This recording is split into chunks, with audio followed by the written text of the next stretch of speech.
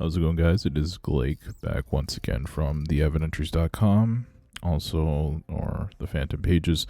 Continuing today with more of the completion process. I'm in more of my old school, I guess, camera setup for these readings, similar to the one that I did in the later uploads for Shadows Before Dawn. Anyway, we're going to start with I guess jumping right into part 1 in this book today, which is Attunement.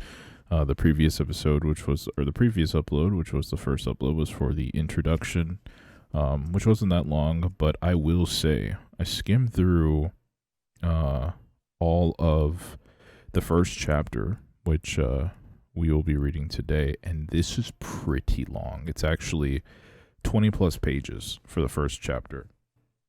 It's very long. So I'm thinking I might try and find a stopping point some way through, but it really depends. I'll see how I'm feeling once we start reading, because this is a lot of information to take in for sure, and then some of these actually have diagrams and stuff, but yeah, I might have to show I suppose I could show the diagrams. A lot of the stuff is actually also supposed to be done with another person. Some of these practices or activities. So I think what I'll do, assuming I get to one of those parts, is I might stop at that part, but we'll see. It's all split up into sections. And yeah, I'll have to figure out a way I'm going to sort of title these when I upload them, if I'm in fact going to do that, because I'm assuming most chapters are probably going to be this long, so yeah, I'll have to prepare myself for that. But anyway, we're going to get started then. We'll see how we're feeling when I get through it, I guess. And if I want to stop early at a certain part, I will do that. So, part 1 is Attunement. Chapter 1, Seeking the Great Reconciliation. The completion process is the doorway to liberation. It's a way to put yourself back together again so you are no longer inhibited by the past or terrified of the future. This process is for anyone.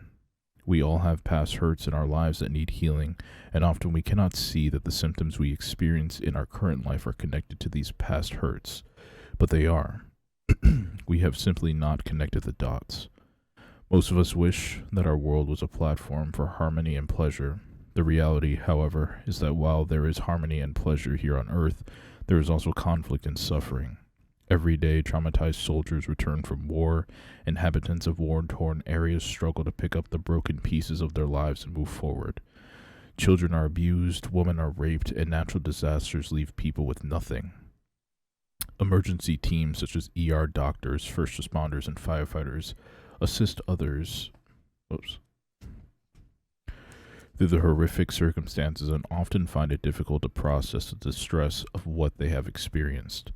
Others succumb to addiction and try to drown out the pain of emptiness. All of the difficult circumstances that we struggle with have one thing in common: trauma. The symptoms of trauma can manifest as flashbacks, nightmares, insomnia, paralyzing fear, addictions, anxiety, or depression, as well as unrelenting thoughts about a specific past event or series of events. Some people may find themselves struggling with low self-esteem, issues of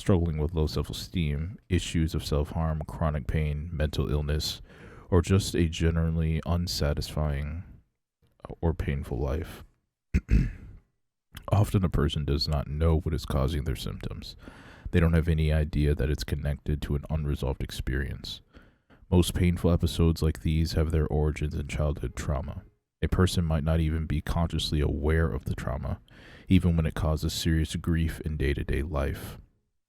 As current psychology modalities are beginning to recognize this approach, therapist's approach with patients is slowly but surely switching from "what's wrong with you" to "what happened to you." No one is immune to trauma. I have used the completion process with people from children to adults, living all over the world from many different cultures, in various stages of life, and on all types of career paths.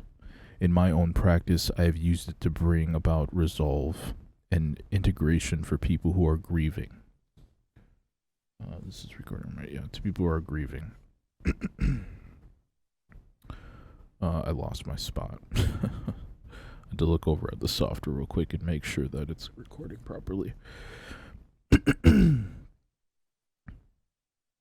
Who are struggling with mental illnesses, addictions, weight issues, chronic or terminal illnesses, chronic or terminal illness, or who are recovering from childhood sexual abuse.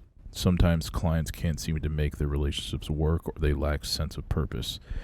It has also been very effective for people who are struggling with post-traumatic stress disorder, PTSD, as a result of trauma from wars, accidents, disasters, or personal tragedy. This book is designed to lead you into the process so you can understand it, experience it, let your life be transformed by it, and even use it to transform the lives of others who might ask you for help. Might ask for your help. First section I guess. In this chapter, how to use this book. The first section is called Part 1, Attunement, and the following 4 chapters explain the rationale behind this process, particularly how the human mind works with regard to the processing of memories, emotions, and trauma. It's important for you to understand this context so that the actual steps in the completion process will make sense.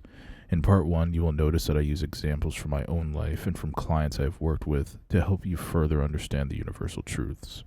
The completion process itself is made up of 18 steps that I have listed and expanded upon in Part 2, Completion. For each step, I provide the reason for it, how to proceed through it, and what to do if certain emotions or reactions arise. I've written it in this way so you can walk through the completion process on your own or engage a caring friend or certified practitioner to walk through each step with you. Please note that the completion process is designed to flow sequentially so that one step naturally leads to the next from start to finish, from steps 1 to 18.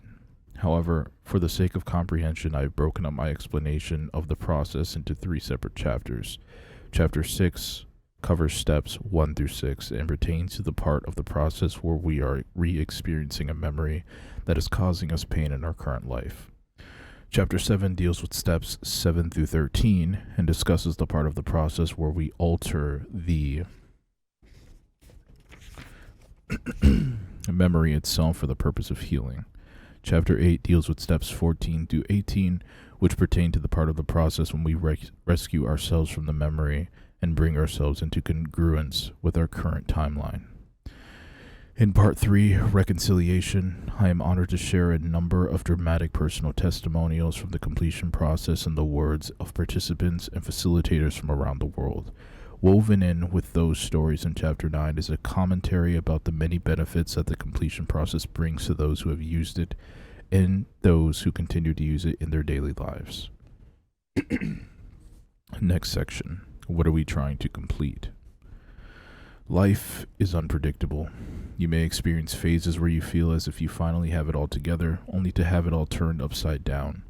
You may suddenly feel like a train that has been run off its track, or that you are heading up the creek without a paddle. When you are heading for a train wreck or find yourself floating along in utter chaos, it can be a sign that you need to seek reintegration. All of these experiences are valid and necessary. They are part of our development, so learning about them can be fascinating and very beneficial. Once you learn to pay attention to the triggers of your memories and take time to deal with the core issue, then you can finally heal. The trigger is an important concept, so let me take a few minutes to explain it. A trigger is anything that helps you recall or bring to the surface a traumatic memory from your past. It can be a word, a tone, a voice, a smell, a sensation, a face, a place, or any situation or thing that causes you to feel unsettled or fearful. You might not even know what is causing you to suddenly feel sick, hurt, anxious, or uneasy, but your subconscious mind knows it. In this way, a trigger is a reminder of a previous wound, and it is a signal to address the issue. Triggers are not negative or unwanted in this scenario. Rather, they are an invitation for you to reintegrate fractured aspects back into your being. In essence, The completion process is a practical and powerful way to use triggers to reintegrate the fractured aspects of yourself and become whole again. This approach will make more sense as you continue reading, but for now, just think of yourself as a river, and the parts of your childhood self that fractured due to the traumatic events are like streams branching off the river. In nature, the more streams that reintegrate with the river, the more water is available to the river. Since your consciousness is, in fact, a huge stream of energy, each time you reintegrate a lost part of yourself, you have more energy and enjoy a greater level of consciousness than you have had before the reintegration. When you become okay with the fact that you are a masterpiece that's always a work in progress, you will learn to find peace and also joy in this continual expansion. Rest assured, the better it gets, the better it gets. But since it is an ongoing process, please don't confuse completion with finished. Each time you reach a new level of enlightenment, there's always more expansion on the horizon. There is no such thing as an enlightened retirement. The great beauty of our lives is that we are never truly in a finished state. Don't be discouraged by the fact that uncovering our true selves is a continual process, a process that has no end. Once you begin to uncover yourself, you will find that you were born with freedom. You were born with integrity. You were born with joy, and you were born with love. You've simply been conditioned to forget all these gifts.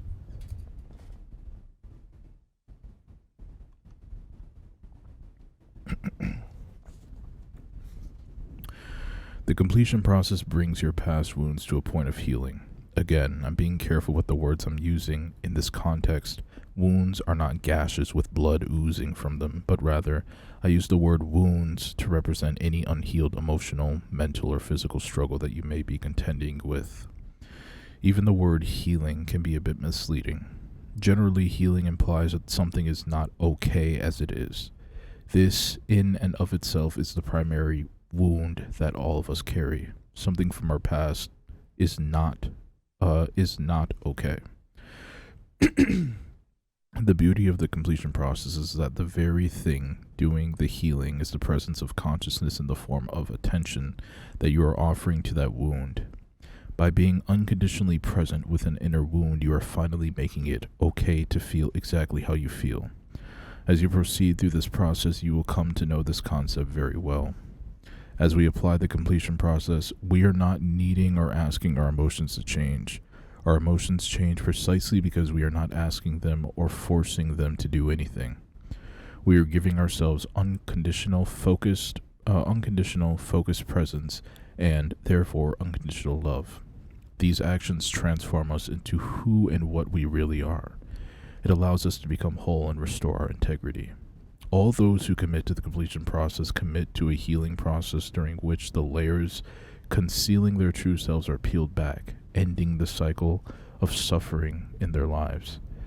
It's not that we no longer feel negative emotion, it's that negative emotion no longer causes us to suffer in the ways it once did. Next section, what the completion process might feel like. As a healer, I am overjoyed when I get feedback from past clients. I am including a client story here so you can get a sense of what this process feels like and what it can deliver. This client's trauma may be very different from yours, but the process works the same way with whatever trauma you are trying to resolve. I got to know this client, whom I will call Joanna, quite well along the way. Although I know her story inside out, I believe it is more impactful to hear her in her own voice.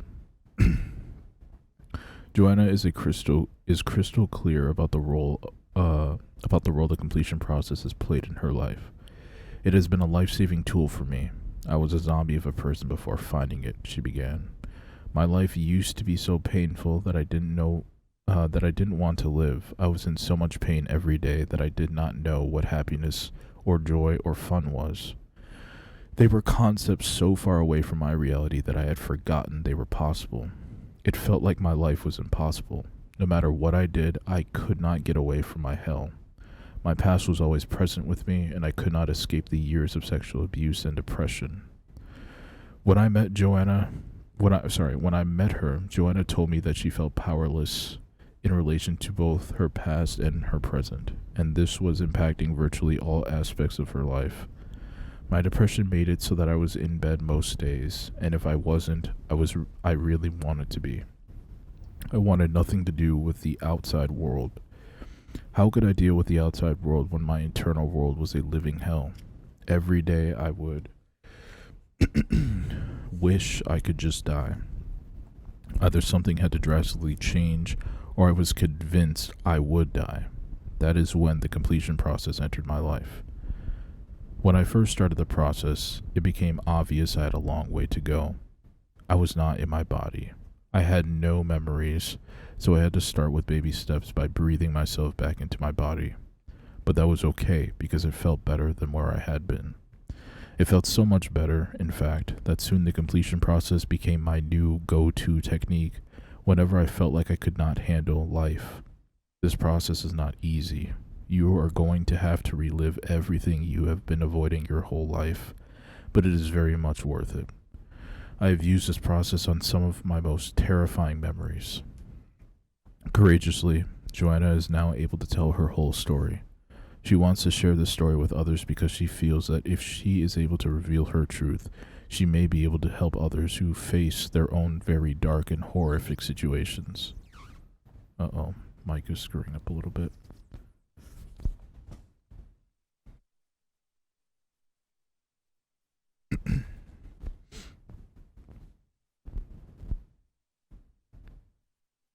I'll let the mic fix itself.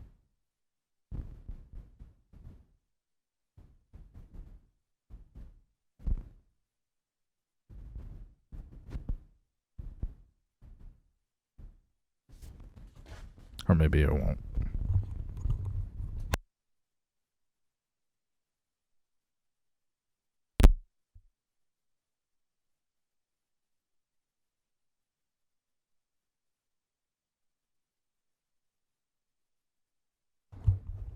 Sometimes I feel like that's just like electrical interference happening, but I'm not sure.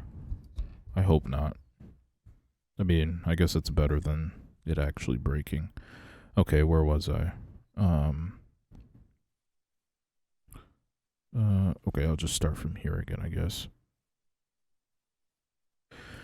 Courageously, Joanna is now able to tell her whole story. She wants to share the story with others because she feels that if she is able to reveal her truth, she may be able to help others who face their own very dark and horrific situations. There was an instant that I had to use the completion process after a trigger, says Joanna, and I saw rape scene after rape scene come up. I wanted so badly to run the other way, but I stayed with the process and continued through it until the end. And what I found was that, as painful as each and every scene was, I could live through it. After that incredible and intense experience, I realized that I could now live life. Man, this thing just really wants to keep messing up. I could now live life, and that there was more than just darkness to the experience.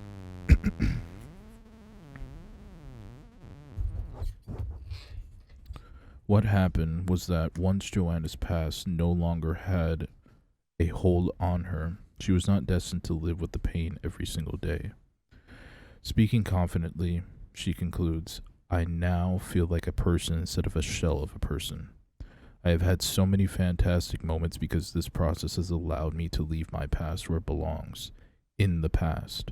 This process has been the light at the end of the tunnel for me, giving me hope to what I thought was a hopeless situation, bringing me back to life.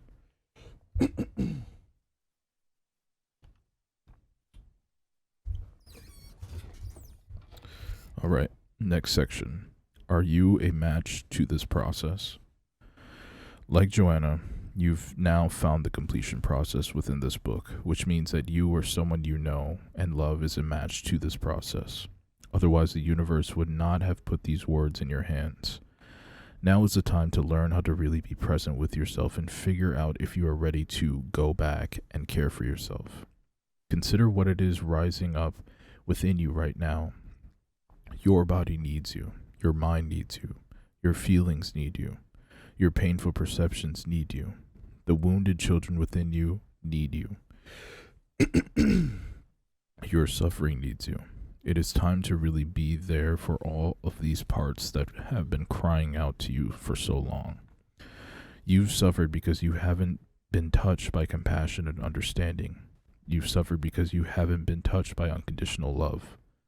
This has been happening because you've been giving yourself the message that you only want to be present with yourself in the moment if your life is going well and if you are feeling positive emotion. This has made you a fair-weathered friend to yourself. More than that, you have set conditions for loving yourself. This is the deepest form of betrayal. It's yet another wound that we collectively carry. Now you have the opportunity to heal these wounds and reconcile with yourself. Next section, the subconscious mind. Everyone on Earth, regardless of how good his or her childhood may have been, has experienced trauma. Therefore, everyone experiences post-traumatic stress to some degree. The people who know for sure that they have post-traumatic stress disorder, PTSD, are the ones experiencing post-traumatic stress to such a degree that it interferes with their ability to function. Thus, they have been given an actual diagnosis. But as humans, we all have it to some degree. Understanding how this happens starts with understanding the human mind. The physical human was created with a subconscious and a conscious mind. We call the part of the mind that controls all autonomic aspects of living the subconscious mind. The subconscious mind is in control of things like your heartbeat, body temperature, and digestion. You don't have to think about your heart beating in order for it to beat. Your subconscious mind is in control of everything that is not being attended by your conscious mind. If we had to think about keeping our hearts beating, digesting food, and our beliefs, we couldn't focus. Focusing is what enables us to create, to learn, and to evolve. Focusing is what the conscious mind does best. The subconscious mind is in charge of your beliefs, all of your previous life experiences, your memories, and the skills you've already acquired. The subconscious mind takes control of anything that is learned, so a person can focus on the other important things in his or her life. If you think a thought enough times, the subconscious mind takes it over and it becomes automatic. The best way to understand this aspect of the subconscious mind is to think about an Olympic swimmer. When the swimmer was just learning to swim, she could not think about anything else while she was swimming. She had to intently focus on each stroke. After some time, she could do the strokes automatically, and now that she is an Olympic swimmer, she can execute the backstroke so well, she doesn't have to think about how to do it. She can do the backstroke and plan dinner at the same time. This same elite athlete may have a hard time teaching a beginner how to do the backstroke because she learned how to do it so long ago. Her subconscious mind took over the action many years earlier, so she lost this conscious awareness of how to swim the stroke. It's simply that automatic. Your conscious mind, then, is your living, breathing version of autopilot. As it applies to the completion process, we must understand a crucial truth about the subconscious mind. Subconscious mind takes over control of anything that interferes with the conscious mind. And this is where the subconscious mind is capable of both keeping us alive and destroying our lives. The subconscious mind is the reason we don't have to think about jumping out of the way of an oncoming train when it's barreling toward us. But there are other things when the subconscious mind takes over things for the sake of survival. And this mechanism that benefits us in the short term can harm us immensely in the long term. One of this is our belief system. If your parents got a divorce when you were young, you might decide that it's dangerous to love anyone because you'll lose them. If the pain you felt about this matter interfered with your life enough, the subconscious mind might own that belief. You would then have no conscious awareness of your original thought or belief. You would simply observe that the minute you get too close or intimate with someone, you pull away and end the relationship. As a grown person, you're only aware of the symptom. The root cause of the symptom remains deeply buried within your subconscious mind. In this way, your subconscious mind takes over your thoughts and emotions, and when situations are extreme, it could take over entire memories that are a threat to your conscious mind.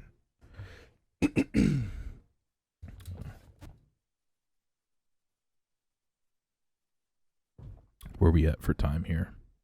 25? Okay, not bad. Next section. How memories are suppressed. Suppressed memory, also known as repressed memory, is currently a controversial topic in the field of psychology.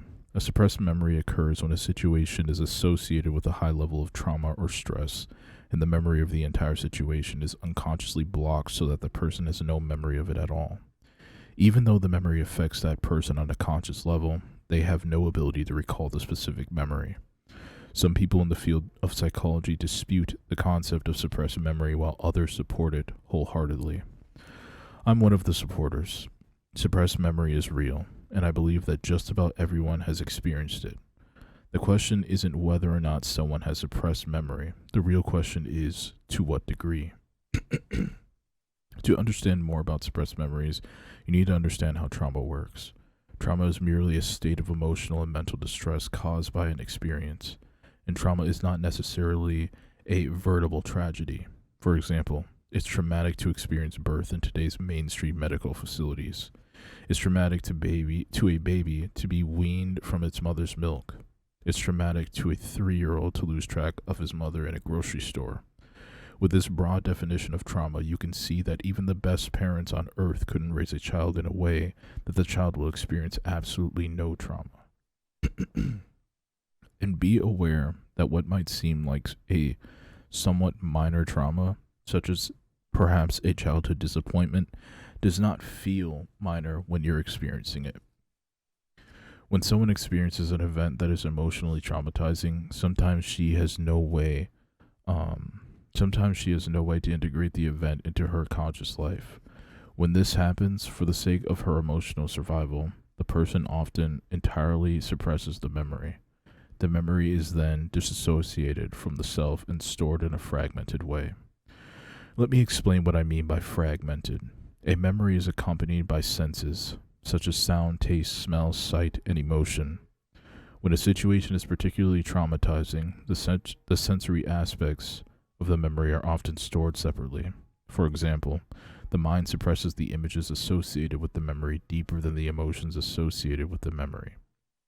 For this reason, people who recover suppressed memories often perceive them or begin to remember them in fragments, which is why it can be so confusing to go through the process of recovering them. For example, a person who has been sexually abused in childhood may have no memory of the actual event, but because the mind didn't suppress the scent aspect of the memory or the emotional aspect of the memory as deeply as the visual images associated with that memory, the person, now an adult, may be easily triggered by a smell. He might be innocently walking down a grocery store aisle with no conscious awareness of any past abuse, and then the smell of the same cologne that the childhood abuser used to wear.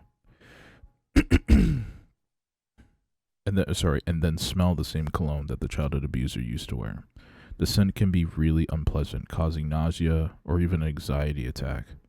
The smell of the cologne brings back the terror, the emotional aspect of the memory, but because the person doesn't consciously recall the whole memory, he doesn't recognize the trigger. The wave of nausea or panic seems to have come out of the blue, and because the reaction seems completely random, the person might think he is going crazy. It serves the mind to disassociate when it experiences something traumatic. Let me explain this concept because it is important to understanding the completion process. A dissociative state is a psychological state when someone separates from an experience in this way. Disassociation is a defense mechanism or coping mechanism that enables us to avoid unpleasant experiences. There are mild and severe forms of it. Disassociation can be seen on a spectrum the same way that trauma can. In the mildest end of disassociation, a person could simply daydream could simply daydream instead of focusing on what they are doing or experiencing in the moment. Or a person might go numb.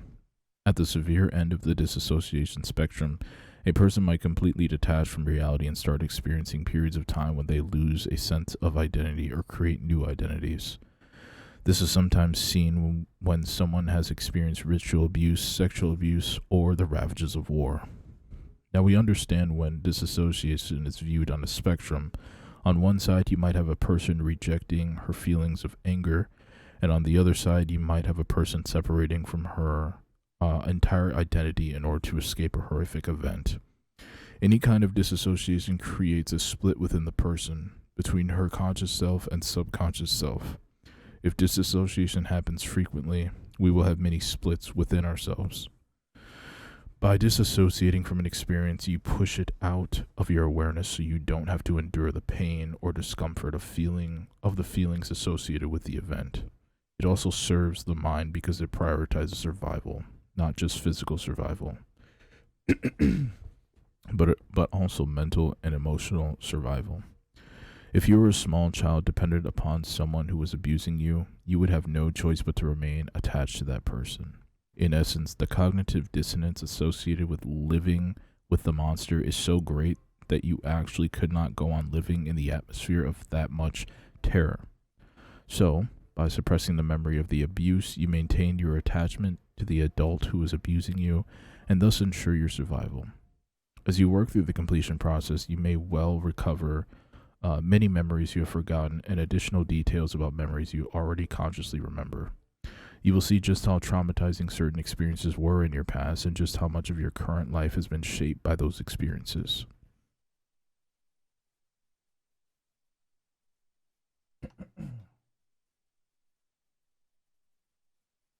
Next section, the rejected self doesn't go away.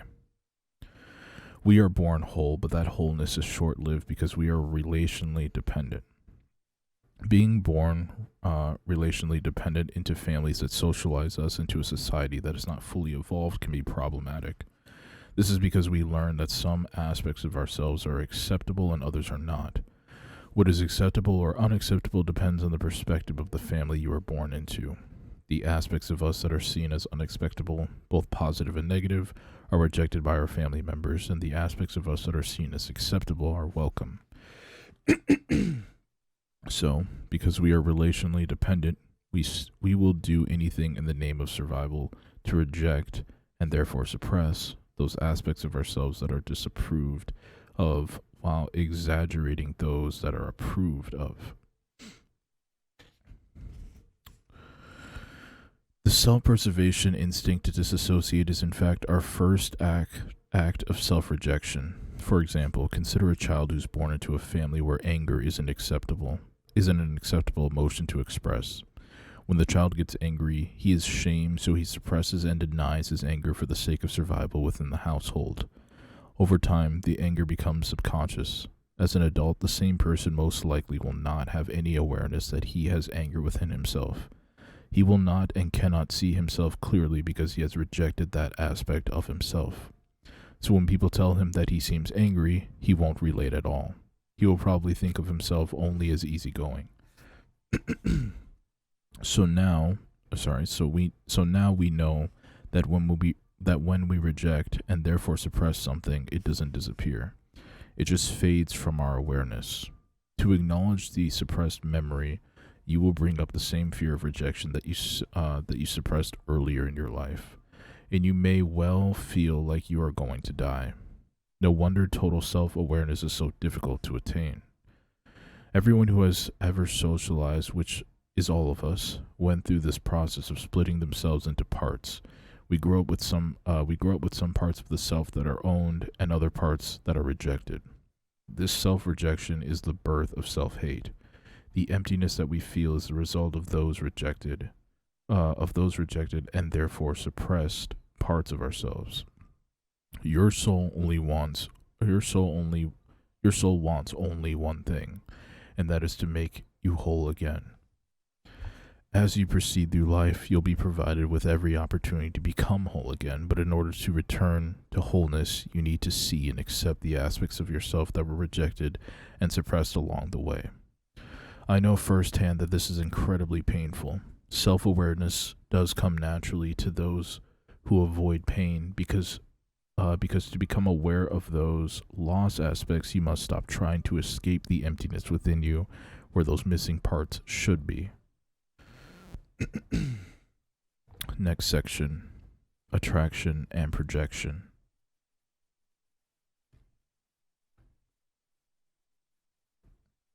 What happens after years of self-rejection? You may well overcompensate for whatever trait you have rejected and therefore suppressed. For example, the person who suppresses the aspect of herself that is a striver becomes apathetic. The person who suppresses the aspect of herself that is apathetic becomes such a striver that she excels at everything. Interesting. The person who suppresses the aspect of herself that is a striver becomes apathetic. The person who suppresses the aspect of herself that is apathetic becomes such a striver that she excels at everything. The law of attraction applies to all our extremes. We are matches to those who mirror the aspect of ourselves that we have suppressed. We are attracted to them, even though they seem to be our opposite, because the rejected part of ourselves is still deeply hidden. This is why our partners, or those who are closest to us, tend to be our opposing mirrors. They reflect the attribute that we have suppressed, and we reflect the aspect that they have suppressed. This means the person who is apathetic will end up with an ambitious person, and both of them will be caused pain by the other because each is a reminder of the rejected aspect of themselves. Interesting. To better understand the idea of the lost self as it applies to attraction, to look at the two diagrams below, the white aspect of the circle, the white pieces of the pie represent the conscious, whereas the black aspects represent the subconscious. If the circles for person A and person B were completely white, they would be fully conscious. But they are not. Each has a number of black pie pieces representing some aspect of their subconscious, some aspect that has been rejected and suppressed. Each of us is naturally compelled to be whole, and so we are attracted to the conscious aspect in another person that are subconscious within ourselves. Notice how the two circles are polarized. Together they make a whole, completely white circle. This is the substitute for being whole in and of itself. Each person reflects to the other person what is missing within the self. Here's a picture of the diagrams real quick. I mean, it's pretty basic, like umbrella diagram, I guess. The crucial thing to understand is that we can see the things in our that we can see. Sorry, I lost my spot. The crucial thing to understand is that we can see the things in other people that we are totally unaware of in ourselves. This is the essence of rejection. When we see our own negative aspects, those that we ourselves had previously rejected, show up in others, it triggers a response. We have the same reaction to that aspect that we had to it long ago. Reject it, hate it, get rid of it, do anything to avoid it. On the other hand, when we see our own positive aspects that we had previously rejected show up in another person, we fall in love because it feels like our opportunity to become whole. We want more of it. We become addicted to it. We glorify it, put it on a pedestal, and even idolize it. This is what is happening when you see crowds of screaming girls at pop stars' concerts. The girls are projecting the positive aspects that they have rejected in themselves, usually a sense of significance, onto the person on stage. The main characteristic of the rejected aspects of yourself are their complete invisibility to you and their complete visibility to others. Guess what? This is how it's supposed to work if you've suppressed an aspect of your wholeness. Projecting doesn't make you wrong or bad, it makes you normal. Here's the important lesson. Any extreme aversion to a trait in another person is a reflection of the level of rejection you develop toward that trait or the potential of that trait within yourself. The more you hate something in someone else, the more you rejected that same trait within yourself long ago. And the more you love something you see in someone else, the more you rejected it in yourself long ago. Interesting. Next section, clarifying the matter of projection.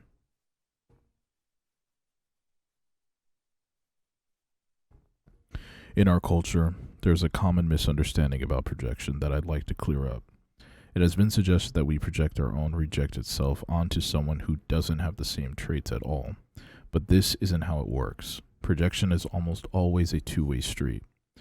Often what we project onto someone is actually often what we project onto someone actually is a trait that they possess.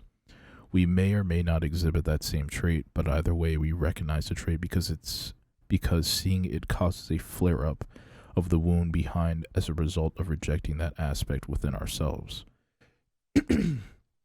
Also, when someone projects something upon us, we have to be a vibrational match to that experience. In other words, the experience of being projected upon is also reflecting something that is being rejected within us. Projection has become one of the most common deflection techniques of all time. Many people use it as a cop-out, as a convenient way to avoid taking an objective look at yourself. Simply say, "You're projecting," to anyone who approaches you with a negative aspect that they see in you. But the truth is, you can't consciously and clearly see another person until you are completely conscious of yourself. Otherwise, you'll continue to see everyone else through the filter of your own subconscious mind. Every time we refuse to look at ourselves and every time we hide the fact by saying, "You're just projecting," we miss the opportunity to see ourselves clearly. We also miss the opportunity to see our world and each other clearly.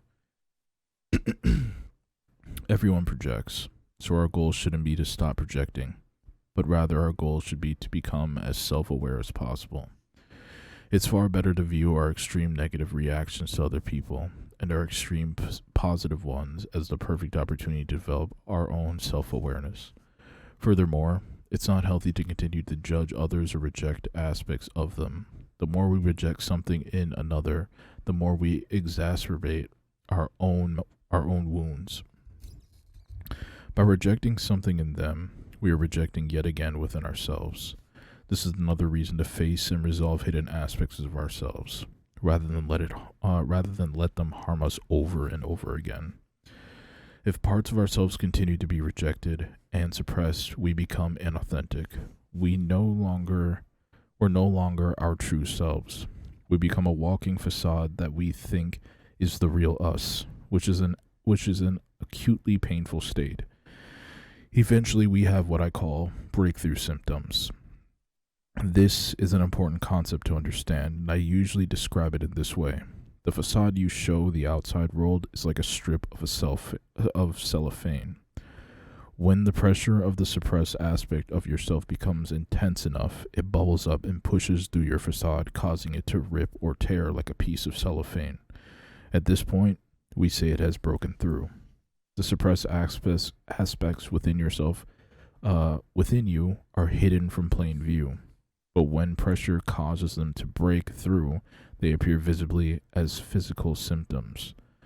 For example, someone may have suppressed his feelings of anger, and most of the time, it's under tight wraps. But give it enough pressure, that anger bubbles up to the surface and manifests itself as a skin rash. This rash is an example of a breakthrough symptom. In truth, all visible symptoms are indicators of a deeper issue. We can think of them as red flags, alerting us to where our conscious attention is needed. Breakthrough symptoms begin to bother us when we are in a place in our lives when the original threat that caused us to disassociate and fracture ourselves is no longer present. That's when you might hear your soul cry out for integration because you want so much to be whole again. We are living organisms, and any living organism on this earth will tread in the direction of health. This is why you don't have to think about healing a cut on your hand in order for the cut to heal. The natural state of your body is a state of health or wholeness, so your being will automatically start to heal itself. In the same way, your being will try to pull all the missing aspects of yourself back together again, too.